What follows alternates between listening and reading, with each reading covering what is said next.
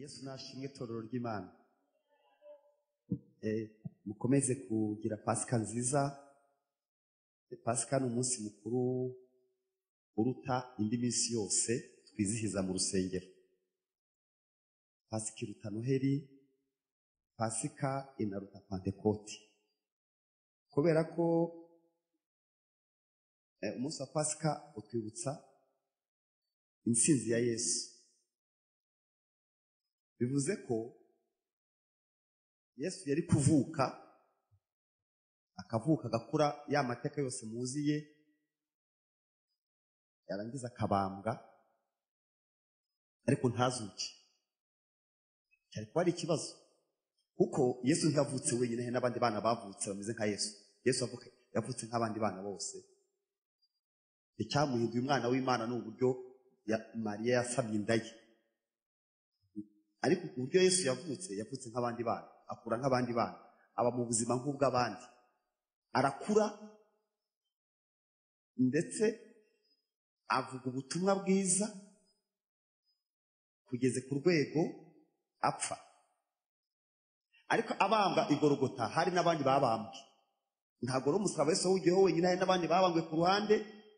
Igitangaza kiri mu kuva kuzuka, akongera akagira ubuzima, akaba ariho uyu munsi tukaba tumwumva mu buzima bwacu. Umunsi wa Pasika ni umunsi ukomeye ku mateka y'itorero. Ni ukuvuga ngo Yesu atagaruka agaheranwa n'urupfu, nta torero riba ririho, nta n'agakiza kaba gahari. Uyu ni umunsi ukomeye cyane ku mateka yacu, ku mateka y'itorero. Ni n'umunsi Satani yatsinzwe burundu kugeza ubwo nawe abizi. Satani arabizi icyamubayeho, nawe arakizi. Niyo mpamvu ni umunsi mukwiye kujya mutekereza ko ni umunsi ukubiyemo ubutsinzi bwose bwa Yesu. Buriya iyo Yesu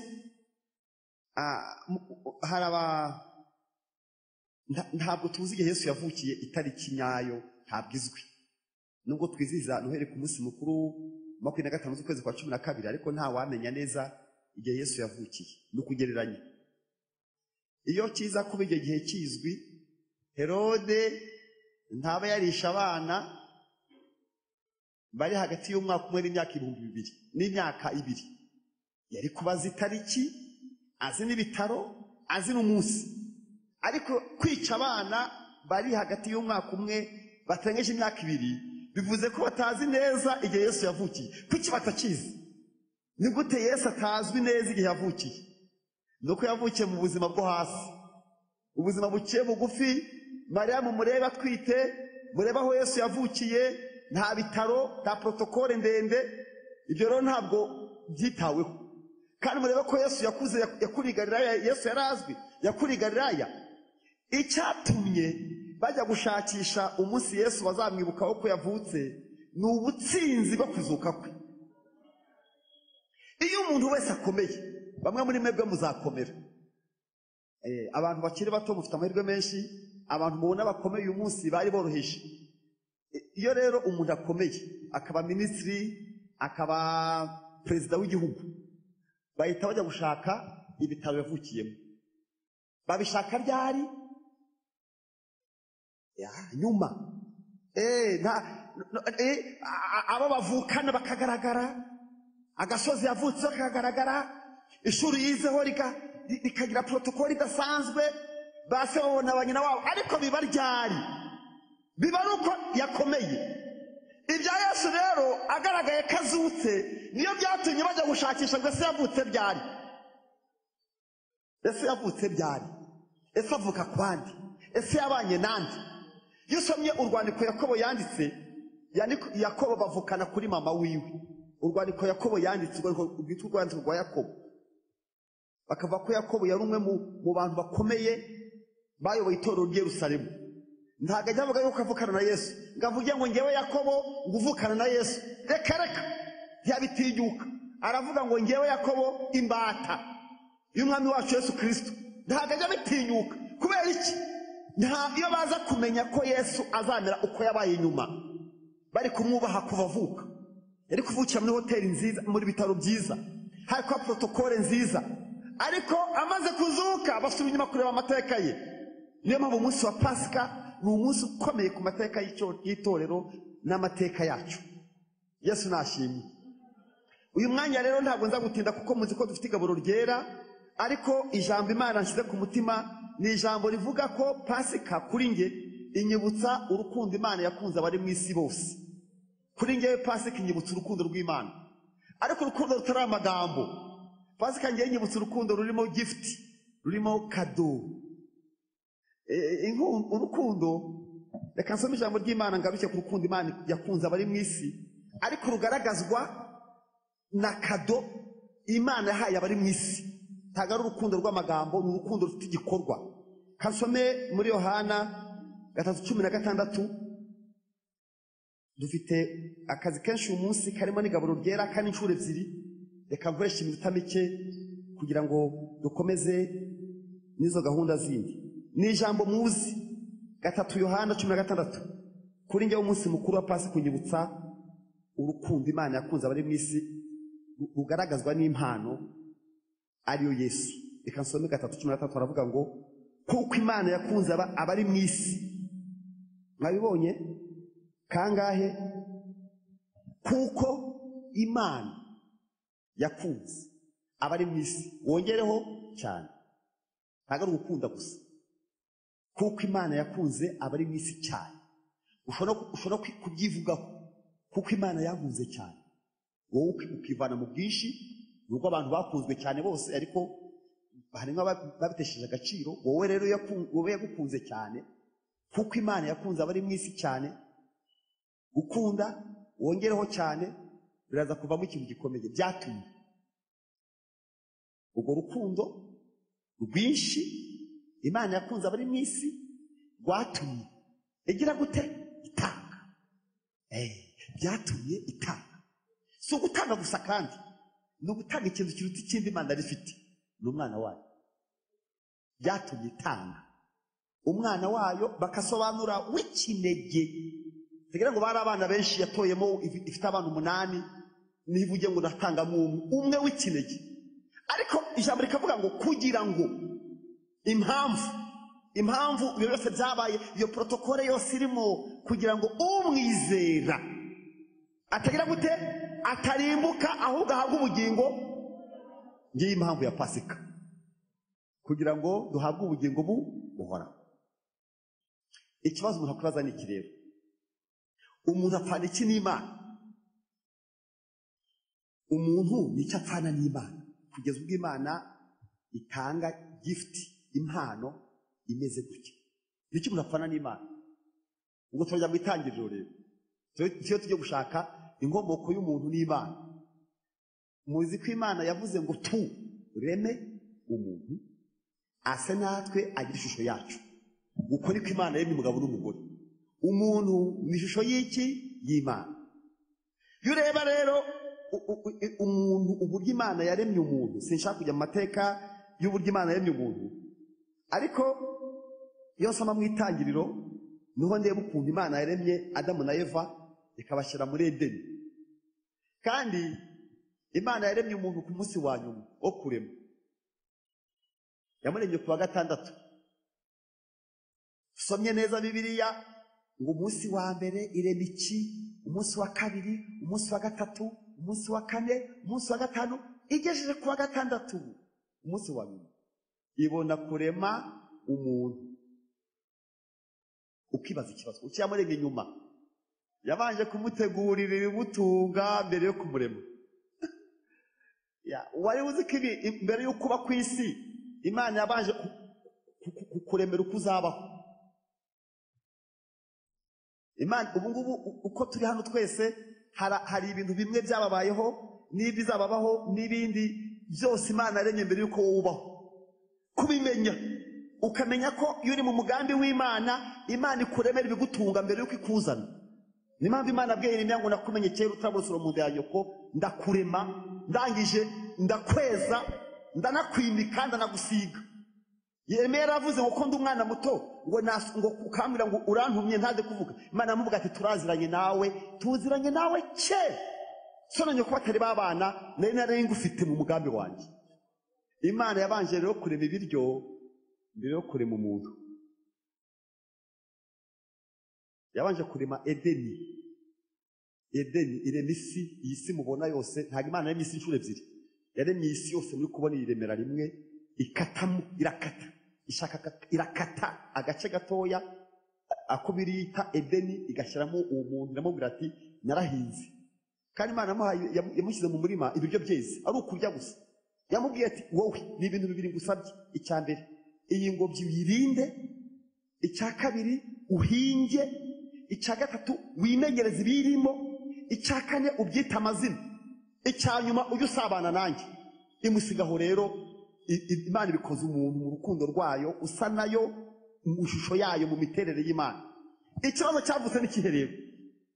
Nubwo Imana yaremye uyu muntu, yamuremye ari umusore, yari umusore mukuru, ntabwo kari akana gakura, ntabwo Adamu kari akabebe kagenda gakura. Yari umuhungu mukuru, yari umusore mukuru, imushyira muri Edeni. Imana ikajya isabana nawe, ariko igihe kigeze iravuga ngo wapi, kanguremere undi muntu usa nawe mujye musabana. Imuremera Eva, imukura mu rubavu rw'ibyo murabizi, Itangiriro 2:18, tukunze kwivuga umuzi twasezeranyije abageni. Imukura mu rubavu imushyira wa musore witwa Adamu. Adamu na Eva rero babagize couple, urugo rwa mbere rwiza rw'abarokore dusobanutse, rw'abarokore, ibashyira muri Edeni. Ariko ibikora, hari sekibi witwa Satani watawe mu isi. Wibuke ko mu ijuru habaye intambara ikomeye, Satani akamanuka akajugunya mu isi. Satani akaba ari umwanzi w'Imana mirere na mirere. Ubura rero kamabwire, Imana igira umwanzi witwa Satani.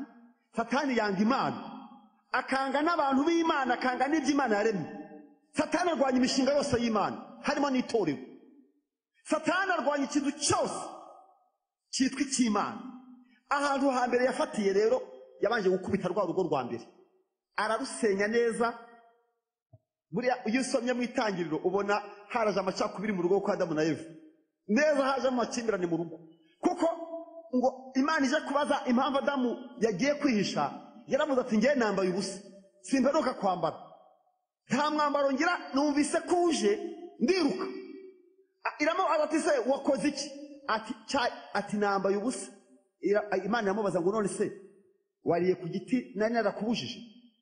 Imana iri mu muntu yamuremanye icyo bita libre arbitre volonté, ukuvuga ngo yamuremanye kwishyura ukizana, ubushake no gufata icyemezo cya nyuma.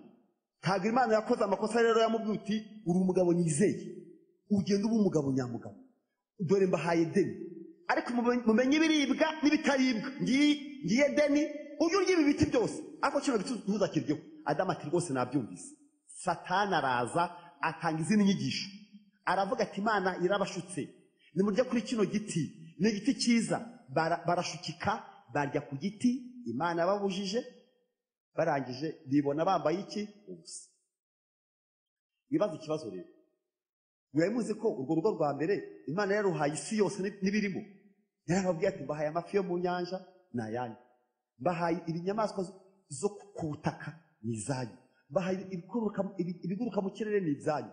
Rwa rugo rwa mbere Satani ararusenya. Arusenye rero, Imana ifite ibyo bita obusiyo eshatu. Imana rifite obusiyo ya mbere, iyi proje yanjye nyireke ndeko umuntu abikirara zerera tse birangire, isi n'ibirimo birangire bishire.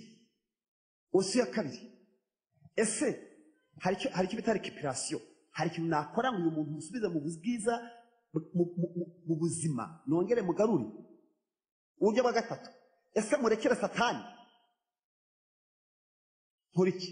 Ifata imwe mu guhitamo kwayo, ifata icyemezo, iravuga ngo mva rero namurenya mu ishusho yanjye, byarangoye, yavuye muri njyewe, ndema isi kubwe, sinzamuta, ntabwo nzamuta, sinzamuta. Ngiye gutegura proje yo kumusubiza muri Edeni yavuyemo, kumugarura mu busabane bwe n'Imana. Ariko ikibazo gihari ni iki? Hari Satani aracyari mu isi. Bizagenda bite kugira ngo umuntu agaruke Satani agihari? Niyo mpamvu rero usanga mu Itangiriro hari amasezerano iyo usomye amasezerano Imana yahaye Adamu igihe yarimo ihana Eva na Adamu, hari isezerano Imana yatanze, yavuze ijambo rikomeye iri guhana inzoka. Nasoma ukuntu Imana yahanye inzoka ku bice 3 mu itangiriro, ntimuhasome. Mu 16 haranditse ngo ntimuhasome, reka nihute. Kandi Uwiteka Imana ibwira uwo mugore iti, kugwiza nzagwiza cyane umubabaro wawe ufite inda, uzajya ubyara ubabara, uzajya ubyara abana ubabara, kwifuza kwe kuzaherera ku mugabo wawe nawe azagutwara.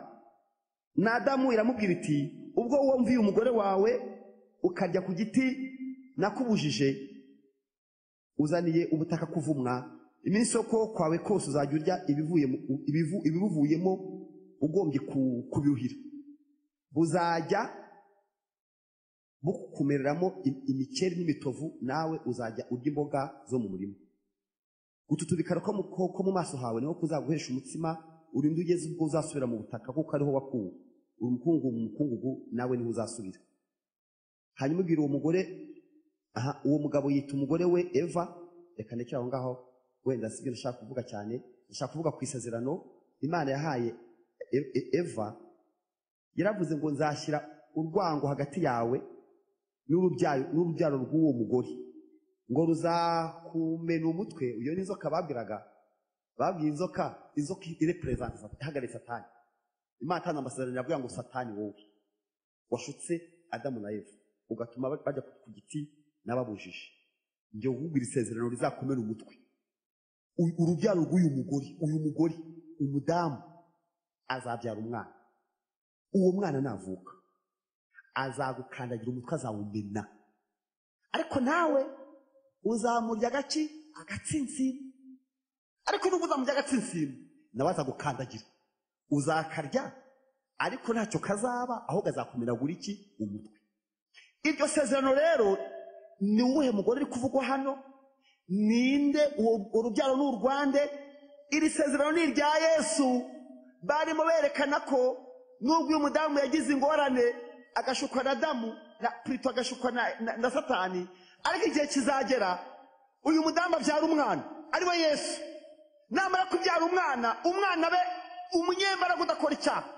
Yesu yaravutse aba muri iyi si ntiyakora icyaha, arangije ageze igorogota ahagarara neza, abyitwaramo neza, aranesha. Arangije anyaga Satani ubutwara n'ubushobozi, amumena umutwe bivuga ubushobozi, amwaka ubutware,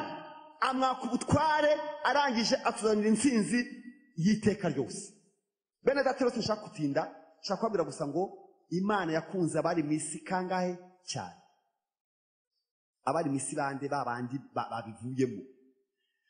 Hari ibintu muzi ko dufite Afrika ikora mu ihembe rya Afrika, hariya muri Somalia muzi ko haba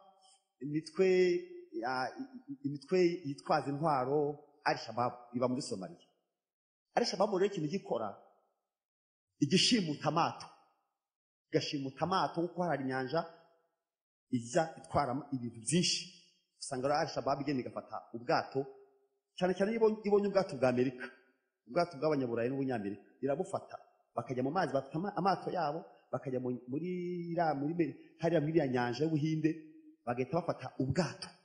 Iyo bafashe ubwato bwa Amerika rero babufatana n'ibirimo n'abantu barimo, bakabufata bakabujyana aho nyine baburinda. Bagahamagara Amerika bakayibwira ngo, Amerika, twafashe ubwato bwawe, harimo n'abagore n'abana n'abagabo, harimo n'abantu 50, harimo n'ibintu byinshi, none rero tuguhaye amasaha 28 kugira ngo tutica abarimo n'ibirimo ngo tubyangize, uri bwishyure miliyari y'amadolari. Murabyumva ayo matangazo nk'ayo? No muri Nigeria hano haruguru kunze kuhaba.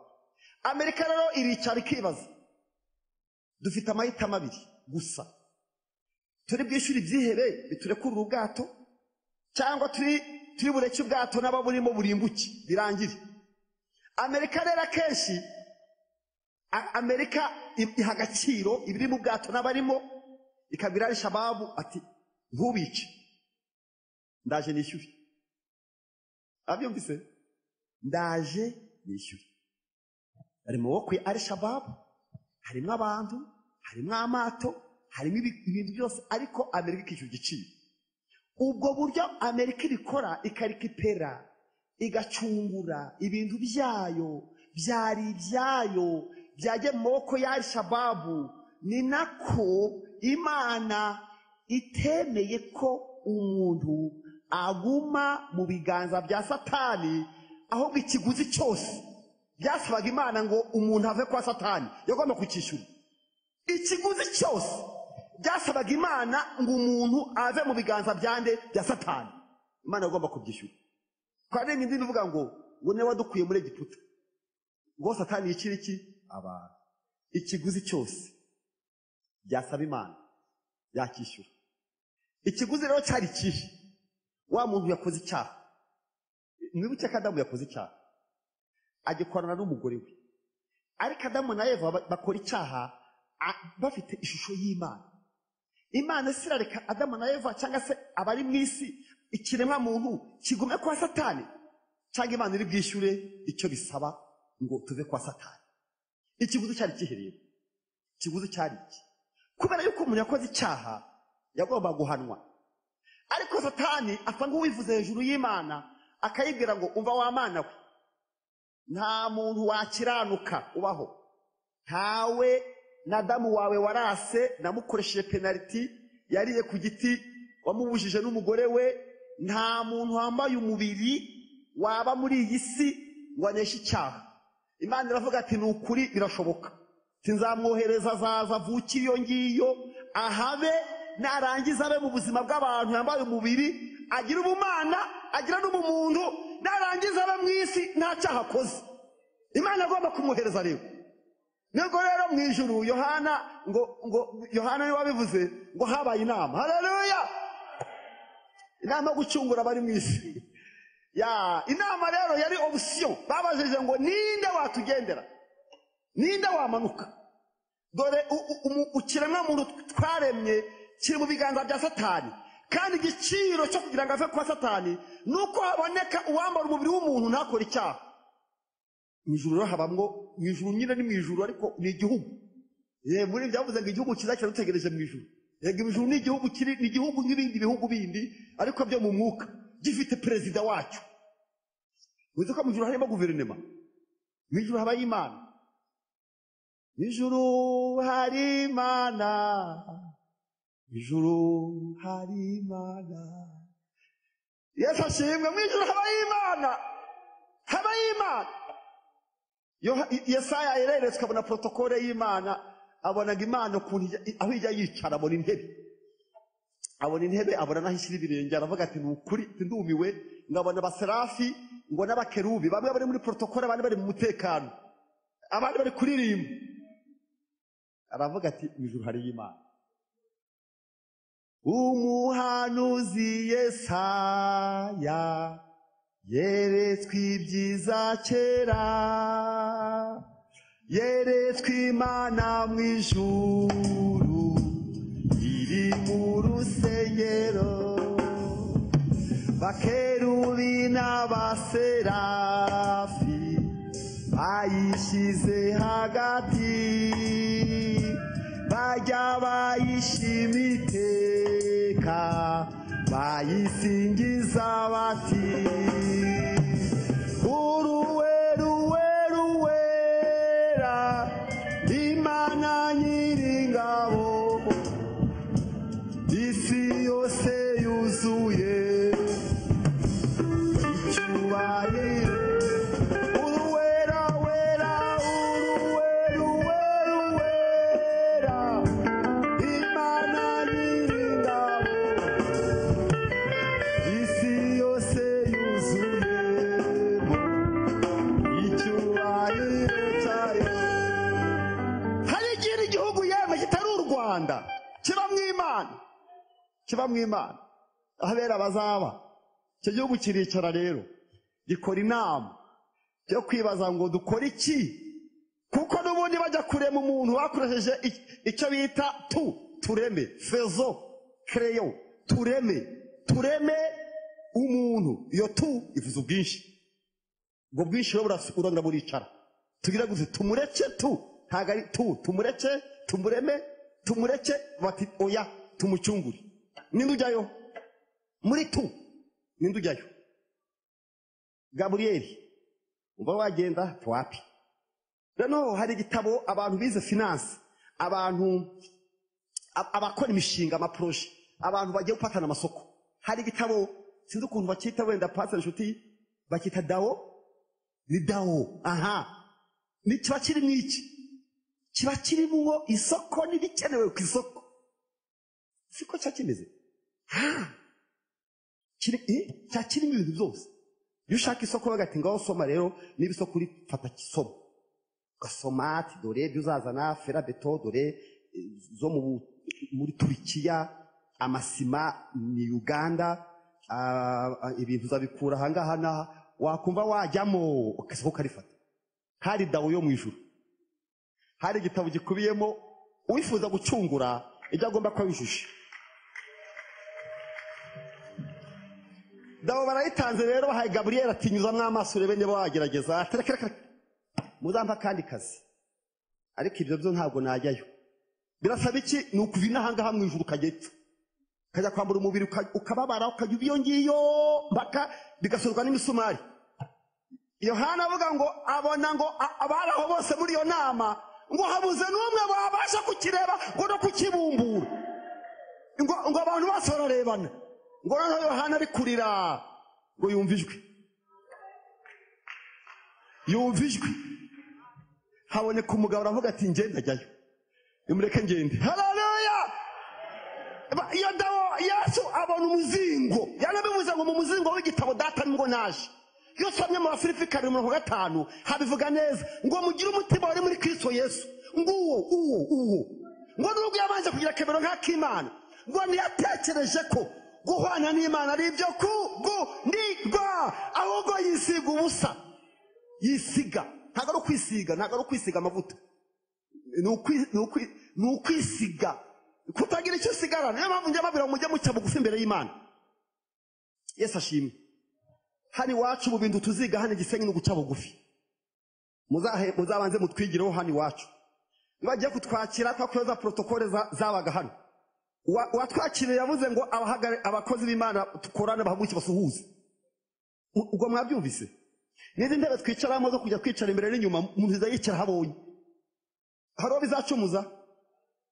Intebe itari ya so wayicaraho igihe cyose kubera iki? Iyi wanje mu nzu nzaya nicaraho nshaka. Ariko izi zo mu idini ndanicaraho mbonye. Iyi wanje mu rugo nzaje nicara mu ntebe nahisemo. Ariko izizo wapi? Yesu ashimwe. Nta protokoli nabwiye aba bagabo tubanye nta uyu ntwaza bitabo, nta untwaza Bibiliya. Reka mu bibazo mfite Bibiliya ntibamo, mu bintu bindemereye Bibiliya ntibamo.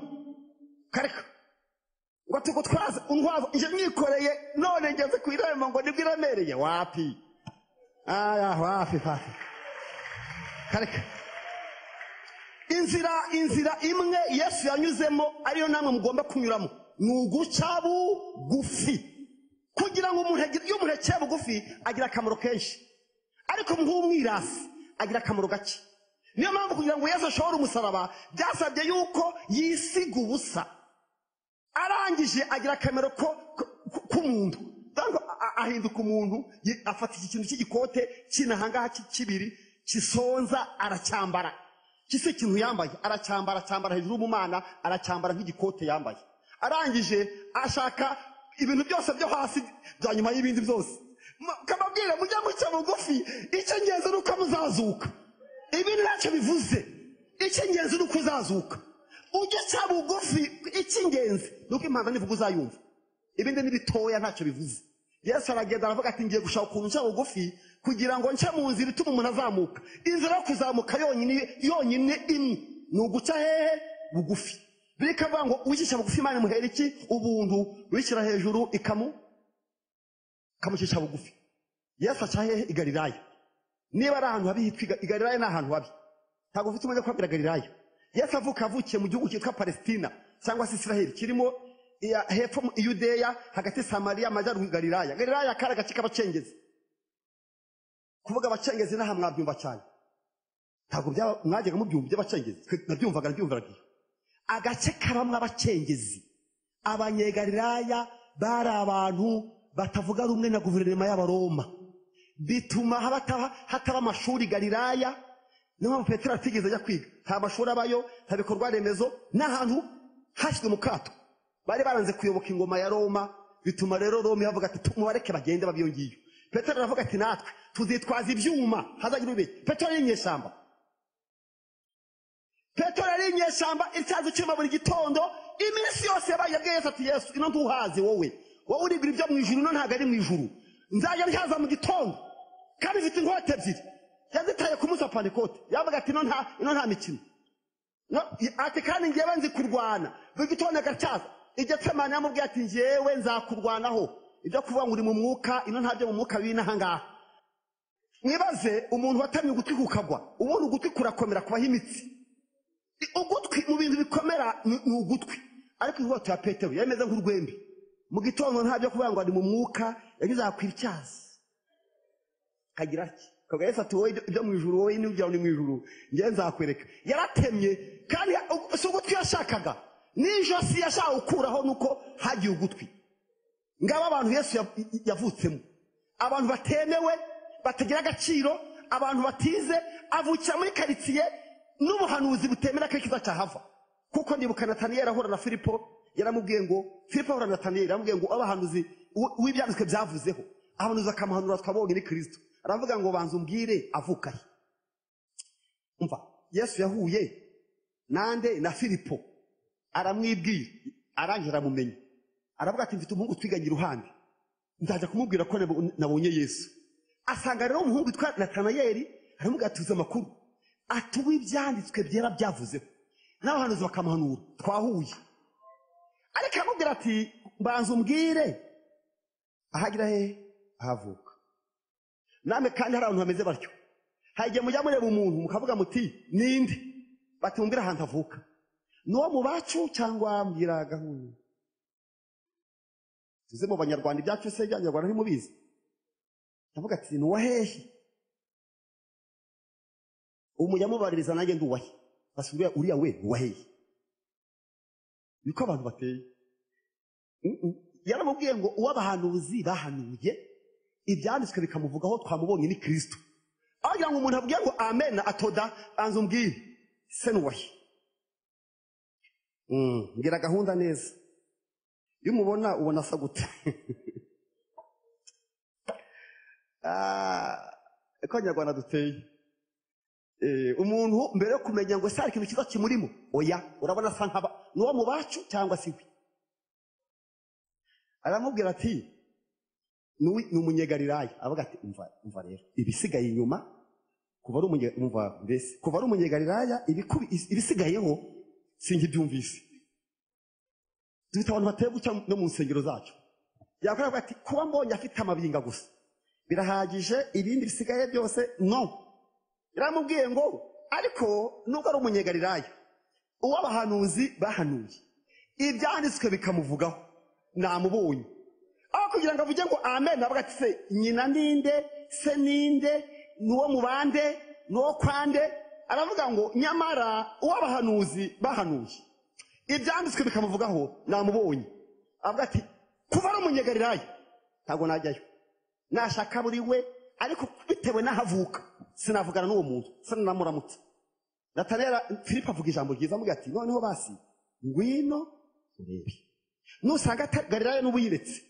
ariko ngwino urebe kandi w'ibyanditswe byavuzeho Galilaya tuyireke Galilaya na Nazareti yaramubwira ngo nta cyiza cyava hehe Nazareti ngo nta cyiza cyava Nazareti aravuga ati birashoboka ariko ngwino urebe agenda kururuka avuga ati Galilaya nta kintu kiza cyahava Nazareti nta cyahava Nazareti ni mu bacengezi nta kintu cyava Galilaya ni mu bacengezi ariko aza kururuka kubera ko Yesu ari umwana w'Imana amubonera kure amuhamagara mu mazina ya nyina aramubwira ngo Nataniyeli we undi ati wamenyeye he aravuga ngo Filipo ataraguhamagara ubwo ari munsi uhinga nakubonye aravuga ngo ndemeye ni ukuri ndemeye kuri umwana w'Imana, ibya Galilaya na Nazareti mbikuyeho. Yesu yavukiye ahantu kubwo no kwavuga hateye isoni. Ya ntugira isoni ryaho wavukiye. Amateka utahisemo ntagutsikamire. Tugatsikamirwa ibyo utagizemo uruhare, ibyo utahisemo ntibizagutsikamire. Ujye uba wowe, ujye uba umwana w'Imana gusa, utitaye ku mateka yaho uvuka. Jya uba wowe, ntuhisemo nyoko, ntuhisemo so, ntuhisemo ukusa, ariko wahitamo uko witwara. Aravuga ngo ndemeye kuri Kristo. Ndashaka kubwira iki, Yesu avukiye ahantu hadakunzwe, ariko kwari uguca bugufi. Arangije rero Yesu yafashe ibintu byose bibi abyirundaho. Yavutse ari umwana w'ikinyendaro. Ikinyendaro murakizi? Umutahana, umwana nyina atahanye. Mariya yari afite inda nkuru. Yewe rero bagiye kumutera amabuye, maze Yozefu aramubenga, bari bafitanye ubukwe. Marika abwira Yozefu ati, iriya ndafite ntabwo ari inda y'indaro, jyana umugore wawe. Noneho rero babona mu gitondo inda n'inkuru, Mariya ari gukubura mu gitondo kwa Yozefu. Abaturanyi bafite ubukwe b'amarene n'abakobwa bati ishyano riraguye. Wa murokore naho burya aratwite. Kuva isi yabaho nta muntu wigeze asama inda nka Mariya. Iyo nda rero kuva ngo niyo umwuka nimwe mubivuga, ariko mu gihe cyo kwa Mariya yari inda y'indaro.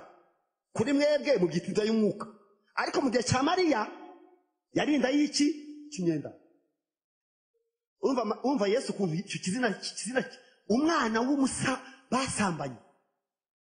Yesu avuka yitwa ikinyendaro. Bimutwaye ikisi? Icyingenzi nuko azazuka.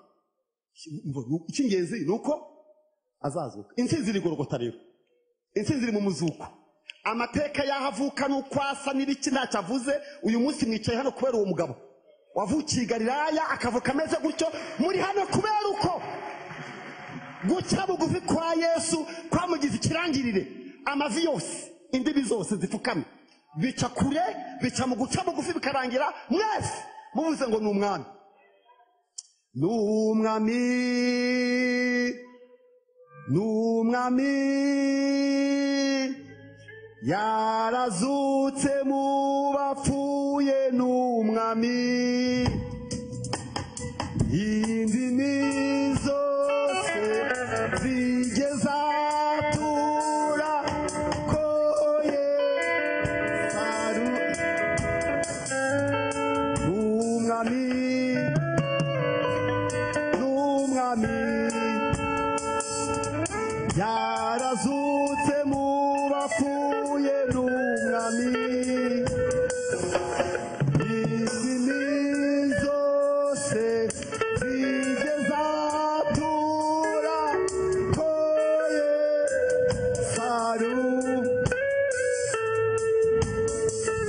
Umva icy'ingenzi uzazuke. Ibyo abantu bakwita byose ubwo impano izavuga uzizamukire, nusinzira uzazuke, ibindi ntacyo bivuze. Yesu ni umwami, amavi yose, indimi zose. Ubu niwo batunze. Ubu mwese muri aha mutunzwe n'uwo mugabo wavukiye aho hantu akaba kitwa ikinyendaro. Arangije rero umureba ukuntu Yesu yicishije bugufi, ntiyashaka n'ibitaro. Mana yanjye, kandi ku idini ry'i Yerusalemu hari urusengero, hari dove. Yerusalemu yagiraga dove nkuko Adeperi ifite dove. Ariko Yesu, Mariya rero hadi itangazo ivuga ngo abantu mwese kwibaruza, ngo n'abatwite n'abazabyara ejo. Mariya agenda kururuka, basanga amacumbi, kandi ndari mvutse. Avukira hehe? Mu kiraro cy'iki? Nta matara. Yavutse nk'abantu b'Abanyarwanda ba kera. Kareka Yesu yavutse nk'Abanyarwanda ba kera. Banza sinzi nge tuzapfana na Yesu ahubwo. Nuko yavutse bacana umuriro n'ibishirira. Umwana w'Imana avukiye ahantu bacana ibishirira. Berso yiwe byamana abagore bagiye kubyara kino gihe abajene Mariyeyo mumaze gushaka, protokole y'umwana ibikomeye ngo icyumba cye mukagitaka ngo n'amawuwa n'ibintu bimeze ukuntu mugashushanya. Ariko Yesu ntibashushanyije. Reka nta gikoma, nta guhemba wapi mu kiraro. Umwana w'Imana niyo nzira yo gukomera, no guca bugufi. Amaze kuvuka cyo byarangiye se gahunda yo guhunga ababaye impunzi mwese. Yesu imwene wawe w'impunzi zose zo ku isi se gahunze, kandi ahungira ahantu yahungiye i Burayi, yahungiye muri Afurika.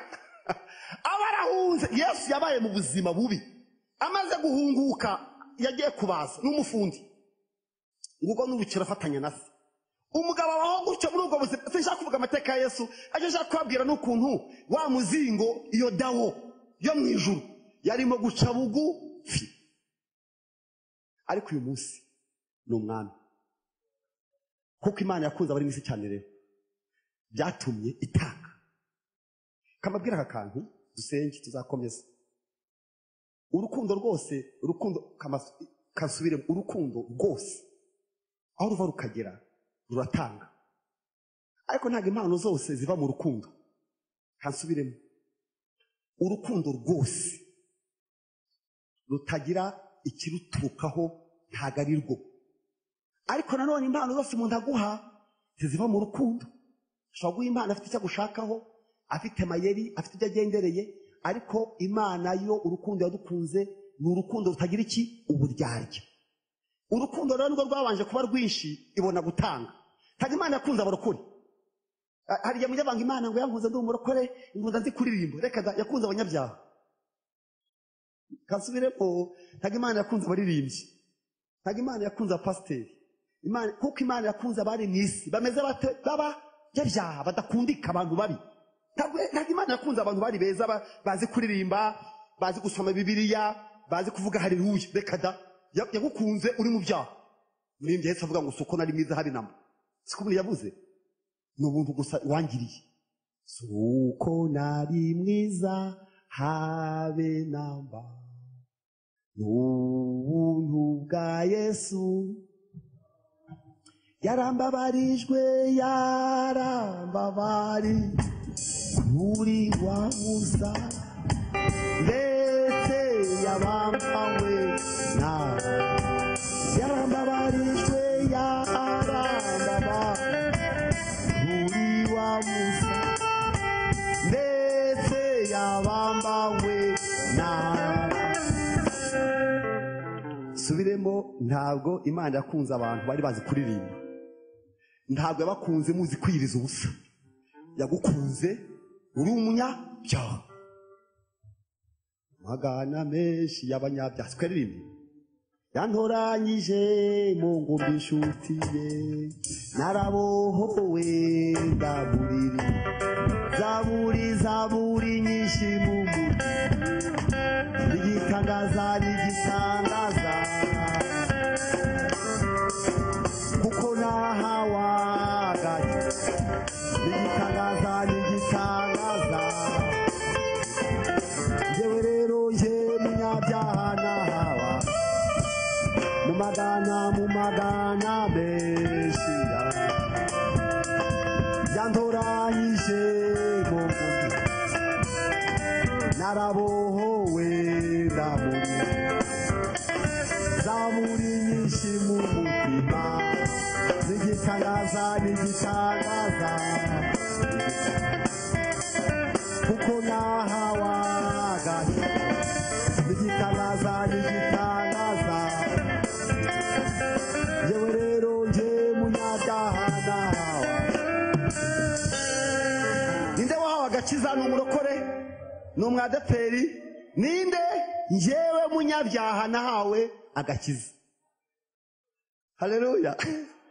Imana yankunze ntazi gusenga, inkura ntazi aho basoma, ntazi zo gushimisha arizo mu gakiza, inkura ntazi gutera ikorasi.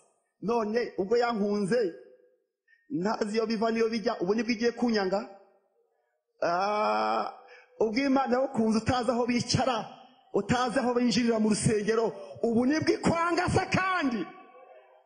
Kuko Imana yakunze abari mu isi cyane, byatumye itanga umwana wayo w'ikinege, kugira ngo umwizera atagira gute? Atarimbuka. Ndashaka kwambura ko rero urukundo Imana yakunze abanyabyaha. Nsubiremo, abanyabyaha, abantu badakundika, kandi abantu babi. Nta yindi kado waho umuntu mubi. N'ufite abantu babi, mbabwire ibanga. N'ufite umuntu kwanga, umuntu kugambanira, umuntu mbese ukubereye ikigeragezo, umva gifite wamuha, uzi mukunda gusa. Nta kindi umuntu mubi nta kindi wamukorera uretse kumukunda. Mfite murumuna wanjye tuvukana mu nda, ni nk'umwana wa kane. yageze igihe abikirara ananira papa n'umupasiteri. Noneho rero umwana bikirara, papa yabagiye kwigisha ari mu rusengero, umwana akazana ibirara bikaza kwangiza ibintu byo mu rugo. Umwana arananirana kugeza igihe biyemeje kumuca, kubera ko yahoraga yangiza ibintu by'abandi, bigatuma tugomba kubyishyura. Uze haraduhamagara avuga ati umwana yananiye, ngiye kumushyira mu biganza bya leta, yarakiri umusore nyine, ibyo azajya yangiza leta izajya ibyishyura. Plito uwo mwana bamugenza uko bashaka, mutange aho nishyuriye ibyo yangije. Nuko nanjye bampamagaramo barambwira ati rero uri mukuru we, twagiye guca uyu mwana mu muryango. Burya byabagaho mu Banyarwanda, uyu mwana araniranaga baramucaga, yari yageze kuri stage yo kumuca. Noneho rero naramaze kumenya ko kado waha umuntu wanga, umuntu mubi utabikwiye, n'urukundo rwonyine. Iyo wanze umuntu kwanga ntacyo ubukoze. Iyo uvuze umuntu kuvuga ntacyo ubukoze. Iyo uhaye umuntu uguha ntacyo ubukoze. Ahubwo iyo uhaye umuntu wakwimye nibwo buri umuntu nyamuntu. Imana yo yakunze abantu babi. Nanjye yambwira papa nti uyu mwana ni mumumbi, ogira ngo umutange akubitwe mumumpe mujyane. Abo wanjye nubwo ari mununa wanjye baravuga cyo kirara kijyane kitwari. Ndamuhamagara ntizire wa uri mwiza, hezira rata hezira. Baramumpa rero, ndamubaza nti ufite ikintu ndataranyanga, yampaye 8 ampa ahantu habi, ambwira ibintu by'apfa na se. Ndavuga ni se ubona kunda ndi? Atakunda wowe. Avuga ngi ati ibintu byose byiza batabiguhaye, yaguhaye isamu nziza, aguha ahantu heza, ngewe ndataranyanga. Ndavuga nkombiro rero ibyo bintu so yaguhaye bibi n'amasamu mabi n'iminani bimpe, ngiye bimpe, nanjye ndafata ibyanjye biguhe tugurane. Fata 8 wanjye, ndari umwana mukuru, data yampaye ngo uwo mwana witwa ikirara, ntaho hantu habi baguhaye hambi. Uwo mwanya umwana yitahinduka muzima mu bitekerezo. Ngiye gushakira umugore, ngiye gushaka umukobwa ngo se ukweri, ashaka umugeni. Amaze kumushaka umukobwa amenye, aravuga ati namenye ko uri ikirara, ndagenda njya kusobanura umukobwa. Tereka da, habonye umugore mwiza, yaba muzima. Abonye umukobwa muzima warezwe, nubwo ari ikirara koko, ariko ikintu akeneye ni urukundo. Abantu babi bakeneye urukundo, ntakindi. Abantu babi bakeneye urukundo. Nuko umukobwa aranyumvira, kugira ngo umukundo w'ukuntu azamera. Yaragiye umuhungu aragenda abamo umuntu w'umugabo, twese turimuka tujya gutura i Kigali. Wa urasigarana na muzehe, umukazana wa muzehe aba inshuti yo mu rugo. Barangije bakavuga ngo nyine twese twarigendeye mu migi, twaragiye twarabataye mu cyaro. Bakavuga ngo yo ntagira ngo uyu mwana ngo mana arapfuye nabi, ngo niwe mwana afite, niwe unyitaho, ntumenye uko naramutse. Ariko ngibuka iyo byaturutse. Kandi n'ukuri abantu babi mu bakundi, ababanga mu basabira umugisha. Uwakwimye uzajya umuhanda ukamucyurira, ukuvuga ntukamuvuge. Yesu ashimwe. Imana yakunze abantu babi rero, irangiye ibaha gift nziza. Umuntu mubi tumuha ikintu kibi, ariko Imana yakunze abantu babi ibaha impano iruta izindi. Impano iruta izindi Imana yahaye abari mu isi n'umwana wayo. Kandi ntabwo Yesu nawe namukunze. Yesu nawe aje ngiye gusoza, nawe ntabwo yaje ngo azatazi kimuzanye, nawe yaje akundana. Yaje akundana. Yesu nawe yaje akundana, yaje ameze nka se. Uko se yakunze abari mu isi, niko n'umuhungu nawe yaje akunda abari mu isi. Yarabivuze, nabisomye hano muri Yohana 15. Reka mbasome twegere ku musozo. Iyo usomye 15:9 muri Yohana, haravuga ngo uko data yankunze niko nanjye nabakunze, nuko rero mugume mu rukundo rwanjye. Nimwitondera amategeko yanjye muzagoma mu rukundo rwanjye, nuko nanjye nitondera amategeko ya data nkaguma mu rukundo rwe. Ibyo bibabwiriye kugira ngo umunezero wanyu ube muri mwe, kandi n'umunezero wanyu ube wuzuye. Yaravuze ngo muri inshuti zanjye. 13 rero hantu hakomeye. Ntawe ufite urukundo ruta urw'umuntu upfira inshuti ze. Yesu yahise avuga ati rero data arankunze, nanjye ndabakunze, ikimenyetso cy'uko mbakunda nuko mbapfiriye. Ati umuntu yaguha ibintu byose ari gupfa byo, ndabapfiriye. Mwari muzi ko urukundo rw'Imana rwatumye itanga. Yatanze nde? Imana yakunze abari mu isi cyane, bameze gute, beza cyangwa babi? Itanga nde? umwana wayo. Noneho Imana Yesu nawe ageze mu isi nawe aradukunda, atanga iki? Ubugingo bwe. Turi abantu rero bakunzwe, urukundo ruhenda. Niwibura, hari umuntu ajya yibura muri sosiyete, ukumva nturi umugore, uri umukobwa, uri umugabo, uzi icyo uri cyo, ukabiga icyo wabaye, sosiyete yakwirukana, kawubwira ahantu uzisanga, ukabasanza aderesi, ukumva ufite ikimwaro ugendana bitewe n'amateka. Naje kumenya ahantu umuntu umeze gutyo yakwisanga, ni mu rukundo rw'Imana, buryo burimo. Hajya ujya kwibaruza bakavuga ngo uri kumugereka, ni ukuri kumugereka urukundo rw'Imana niho wakwisanga. Iyo wibuza ahandi hose mu bantu, urukundo rw'Imana wisangaho. Nisanze mu rukundo rwawe, wambereye uburuhukiro, ubwawe bumpagije, ndi kumwe nawe. Wahagurutse. Nisanze mu rukundo rwawe, wambereye uburuhukiro, ubwawe bumpagije, ndi kumwe nawe. Haleluya!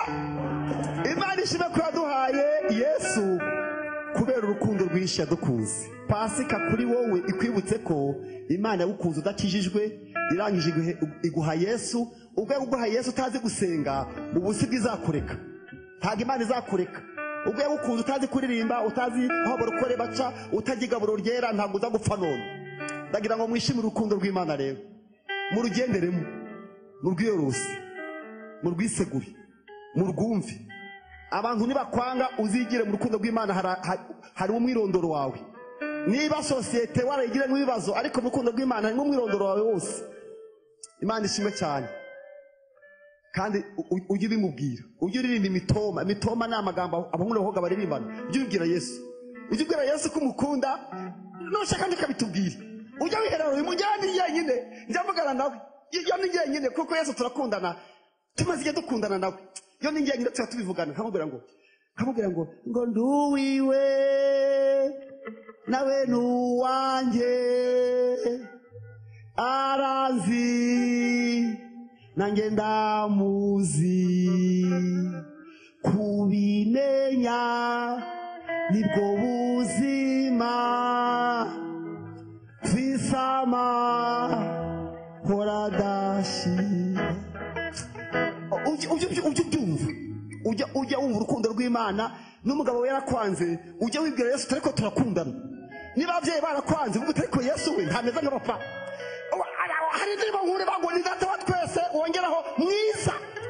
Ntabwo ari data gusa, no, ntabwo ari data gusa, ni data wawe nanjye, ariko wongeraho mwiza.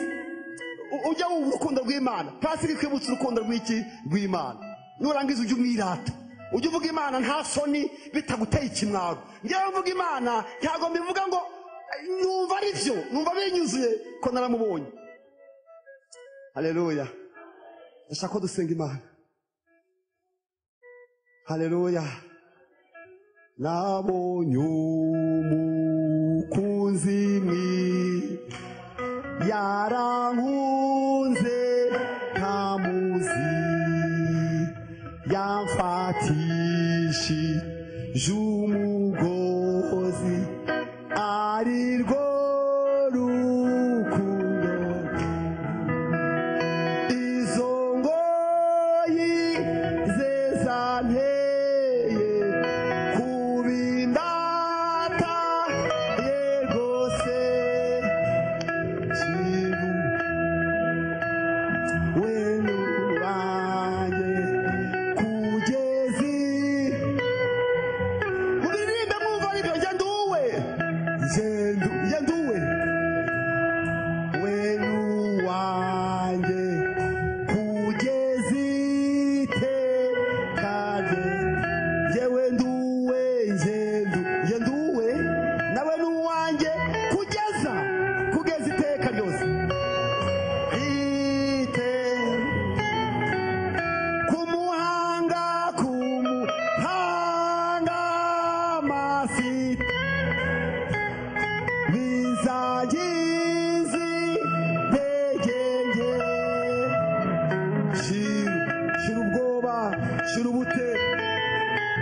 nzatabaruka nyuma nzaka shira ubwoba shiru nyuma nzata ibyo nduze nanjye ubwanjye nanjye